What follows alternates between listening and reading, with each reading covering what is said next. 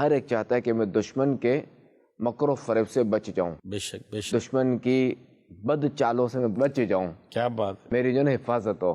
تو یاد رہے کہ نیک اعمال جو ہے نا یہ کرنے سے اس کا ایک فائدہ یہ ہے کہ ان کی وجہ سے اللہ تبارک و تعالی دشمن کے خلاف مدد فرماتا سبحان اور اللہ، دشمن کے مکر و فریب سے اس کی حفاظت بھی کی جاتی ہے۔ سبحان اللہ، اللہ تبارک و تعالی ارشاد فرماتا ہے وَإِن تَصْبِرُوا وَتَتَّقُوا لَا يَضُرُّكُمْ كَيْدُهُمْ شَيْئًا إِنَّ اللَّهَ بِمَا يَعْمَلُونَ مُحِيطٌ۔